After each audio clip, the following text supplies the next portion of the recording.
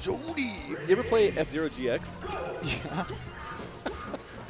I hated the voice work on there, but I absolutely loved it because it was just so bad. It was so bad, yeah. Yep. It was, what is it on it's like a -3 on the absolute scale. On the absolute scale. Oh my, we have to talk about the absolute scale after this match, though. Yeah, we will. Okay. So, ooh, Shadow with the Raptor boost knee right off the rip. You don't see that too often on Samus. Usually the hip stun is a little too much and too high, but found that sweet spot percentage and got it. Also, like 0 DI from HugS, but hey, we take those.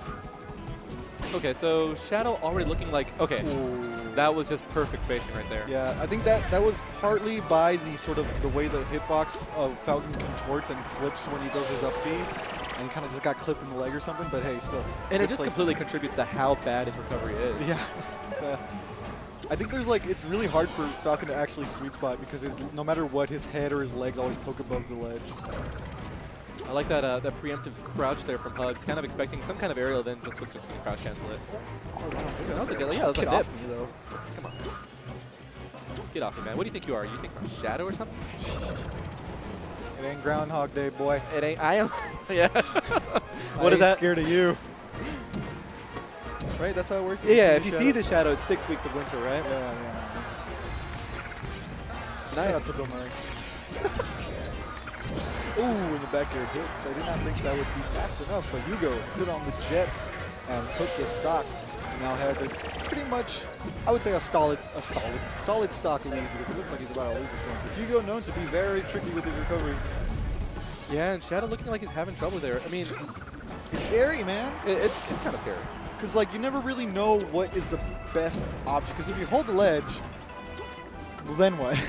Then she's just gonna like float and then grapple and then wait for you to make the first move.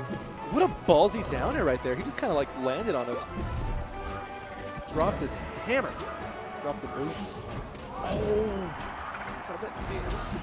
So HugS was telling me earlier on the car ride down that he hasn't played in a while. Like it's been maybe a week and a half since he actually touched the game to practice. Oh. And he feels that with that kind of like this is bad. That kind of preparation, or the lack thereof of preparation, he's going to be freestyling a little bit more, just by virtue of how he's going to play.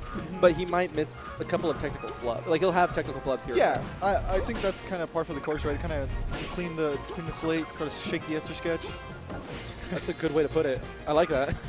And then you kind of just try new things that you were too set in your ways to do before, you know? Like that up air after the up air? What the hell? That's he's a star. Oh! Sorry. No, it's all good.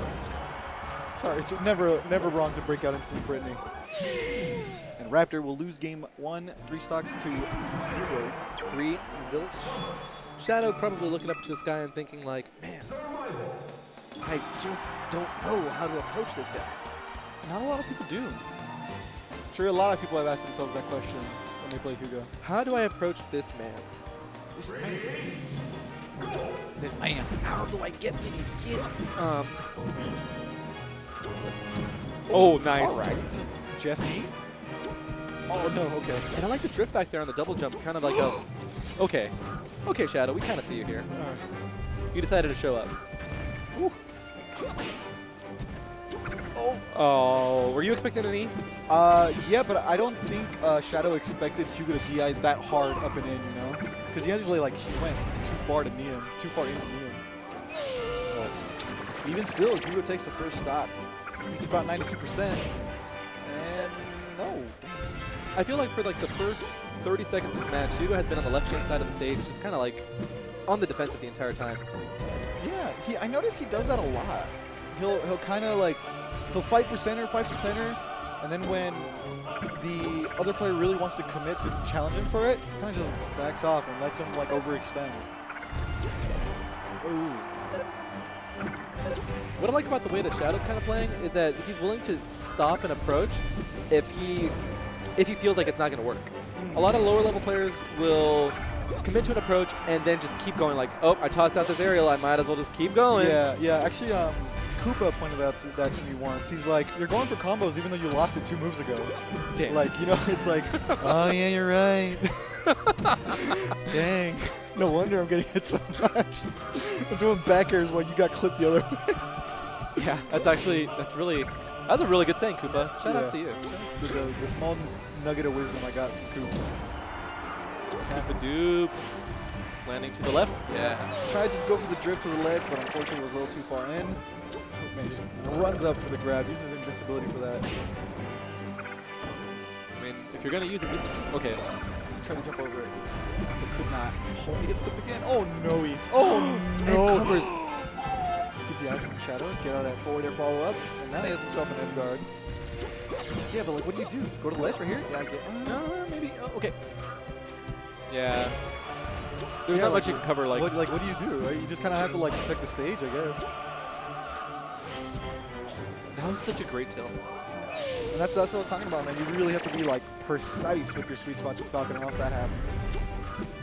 And then another grab. HugS going for those up airs after the up throw, and I think it's because he sees it coming. Like if Falcon's at a low enough %, he can catch him. Yeah.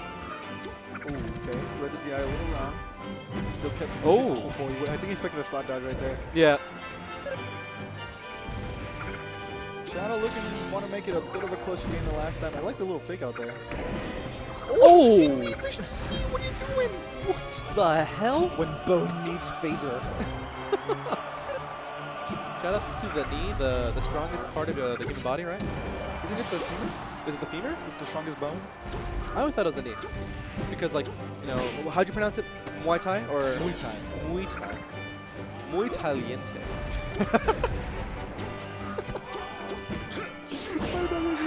That should not have made you laugh.